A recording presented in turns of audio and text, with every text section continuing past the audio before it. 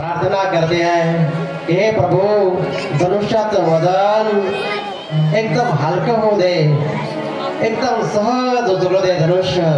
प्रार्थना करू लागलेली त्या प्रभूला विनंती करू लागलेली आहे.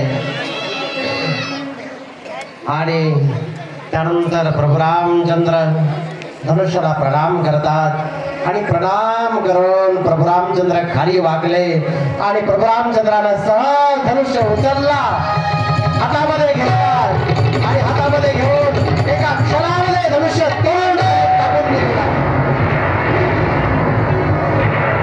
धनुष्याचे दोन तुकडे झाले आणि धनुष्य जमिनीवर टाकून दिला.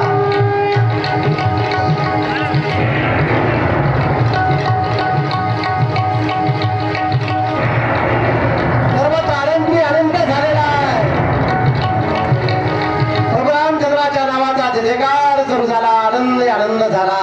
जय श्रीराम, जय श्रीराम, जय श्रीराम. आणि त्यानंतर सुनेना राणीनं आज्ञा दिली सीतेला की जा, आणि सीता वरमाला हातामध्ये घेऊन निघाली.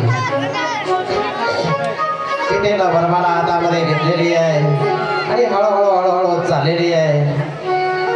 आज सर्वत्र आनंदमय वातावरण आहे, प्रसन्न वातावरण आहे. सीतेच्या आनंदाला पारावार नाहीये. आणि प्रभू रामचंद्र निर्विकार रूपानं उभे आहेत. ना कुठला अहंकार, ना कुठला अभिमान, धनुष्य तोडला याचा अभिमान नाहीये. निर्विकार स्वरूप आहे. मी काहीतरी केलं हा अभिमान प्रभूकडे नाहीये. आणि त्यानंतर सीता वरमाला घेऊन आलेली आहे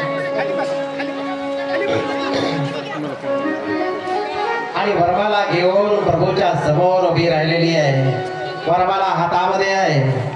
सीता विचार करते की माझा हात पुरत नाहीये, काय करावं. वरमाला हातामध्ये घेऊन उभी आहे. मनात प्रार्थना करते की प्रभू तुम्ही खाली वाकल्याशिवाय मला माळा घालता येणार नाही. राम म्हणतात मी सूर्यवंशी आहे, क्षत्रिय आहे, मला वागता येणार नाही, वाकू शकत नाहीये. सीता म्हणते कुठं वाकले नाही तरी आता इथं वाकल्याशिवाय पर्याय नाही. तर हार गळ्यामध्ये घालून घ्यायचा म्हटलं तरी वाकावंच लागतंय, नम्रच व्हावं लागतं. इथं लग्न आहे. राम म्हणतात काही असलं तरी मी क्षत्रिय, झुकणं हे आम्हाला माहित नाहीये. आम्ही सर्वांना झुकवतो परंतु कधी झुकत नाहीये. झुकण्यासारखं जीवनामध्ये कामच करत नाहीये. चांगलं काम जीवनामध्ये करतो, त्यामुळे कुणापुढे झुकावंच लागत नाहीये. सीता म्हणते कुणापुढे जरी झुकावं नाही लागलं ना तरी माणसाला पत्नी पुढे झुकावंच लागतंय. इथं नम्रताच पाहिजे, त्याशिवाय वळमाला गळ्यामध्ये पडणारच नाहीये. राम म्हणतात आता काय करणार, मी तर झुकू शकत नाहीये. तेवढ्यामध्ये लक्ष्मण म्हणतात गुरुदेव. लक्ष्मणाच्या लक्षात आलं की आता माझी गरज आहे. गुरुदेव मी काहीतरी करू म्हटले. गुरुदेव म्हटले हा जा. गुरुदेवांच्या लक्षात आलं की आता लक्ष्मणाची गरज आहे आणि लक्ष्मणाला आज्ञा दिली. लक्ष्मण ताबडतोब आले आणि लक्ष्मणाला प्रभू रामचंद्राच्या चरणी वंदन केलं. प्रभू रामचंद्राने खाली मान झुकवली लक्ष्मणाला उचलण्यासाठी आणि सीतेनं पटकन प्रभू रामचंद्राच्या गळ्यामध्ये वरमाला टाकली. आनंदी